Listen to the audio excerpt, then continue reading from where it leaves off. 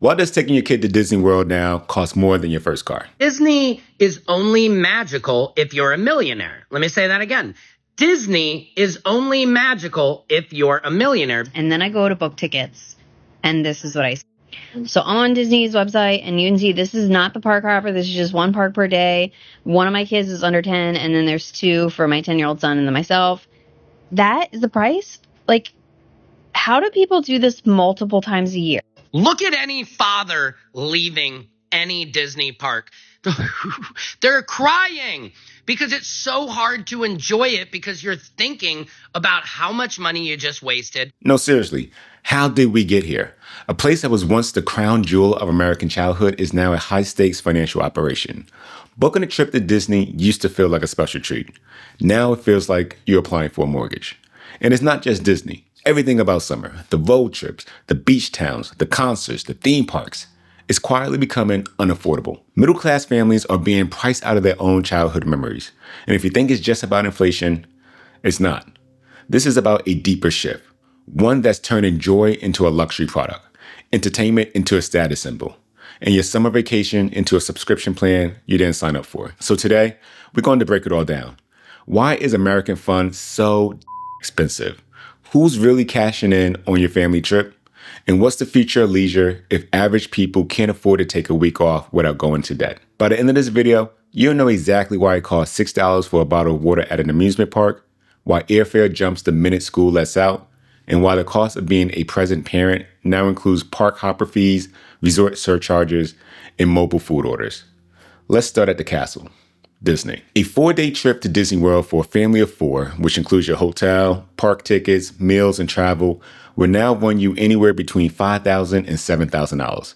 That's before souvenirs, lane passes, or even a character breakfast. Let it sink in. You could buy a decent used car or take your family on a long weekend to stand in line for 45 minutes to meet a stormtrooper. And the wild part, people are still doing this in droves because Disney knows exactly what they're selling. It's not just a park. It's the promise of magic, of nostalgia, of giving your kid the childhood you wish you had, or maybe the one you did have but can't quite afford anymore. And they have perfected the pricing to match. You want that magic? That'll be $160 per person per day. You want to skip the lines? That's another $20 to $35 per ticket per day. You want to eat without making a reservation? Best of luck. Unless you book your dining plan 60 days in a go, you're not. Disney model isn't about accessibility. It's about demand optimization. They charge what they charge because they can. And the scarier truth, every other part of the entertainment industry is copying their playbook. Theme parks, airlines, hotels, they all adopted dynamic pricing. That means the cost changes by the day, sometimes even by the hour, based on demand. The algorithm sets the price, not a human being. Take flights, for example. Booking a ticket from New York to Orlando in June will likely cost you double what it would be in February. And you want to know why? Because they know that you're coming. Summer isn't peak season anymore. It's exploitation season. Companies know you're off. Your kids are out of school. You want to make memories. And they charge you extra for wanting that at the same time as everyone else. Cruise industry does this as well. Airbnb, you right, they do it. Even your favorite music festival does it. Click on a floor seat, and it says that it's $400, okay? I click on that seat, I go to purchase it, it says, oh, a fan beat you to these seats. Well, you, first of all, but I go back out, because whatever. I click on that same exact seat, that same $400 floor ticket, $700. And it's all dressed up in slick marketing, loyalty programs, and flexible payment plans, as if they're doing you a favor. But they're not. They're just getting better at separating you from your money. Now let's talk about the psychology of all of it, because the problem isn't just the prices, it's about what those prices represent. When did fun become a luxury good? When did going to a water park or a baseball game start to feel like buying a Rolex? And this would be your view. This dog view, bro. Why is it so expensive?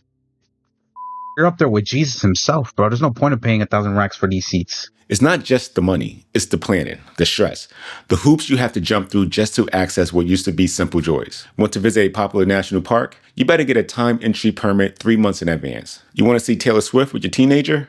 Hope you're willing to pay $800 for some nosebleeds. This isn't leisure, it's logistics.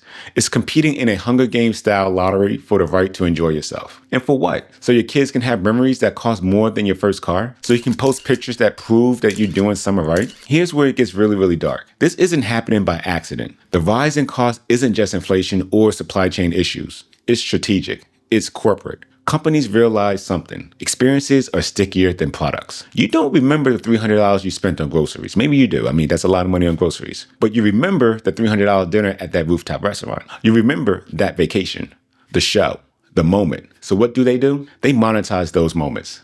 They hike prices. They charge for access. They upsell you at every turn because they know you'll justify it. You'll say it's once in a while or it's for the kids. But for the kids, adds up. One summer vacation, one amusement park, one concert, one family dinner out. Suddenly you are $3,000 deep into memories you're too stressed to enjoy. And here's the kicker. They'll even help you finance it with Travel Now, Pay Later apps, with payment plans for hotel bookings, with lines of credit for vacations. You can literally take out a loan to go to Six Flags, and millions of people are doing it. So what does this mean for the average family? It means more pressure, more FOMO, more debt. Parents are working longer hours just to afford 72 hours of family time. And then we wonder why burnout feels like the new normal. It means more inequality. Because if you're wealthy, the price hikes don't really matter to you. You're not sweating over the $22 cheeseburger at the park. $17 for a slice of cheese pizza is absolutely diabolical. Plus $1.30 surcharge? What are they doing? But if you're not, you're budgeting your fun.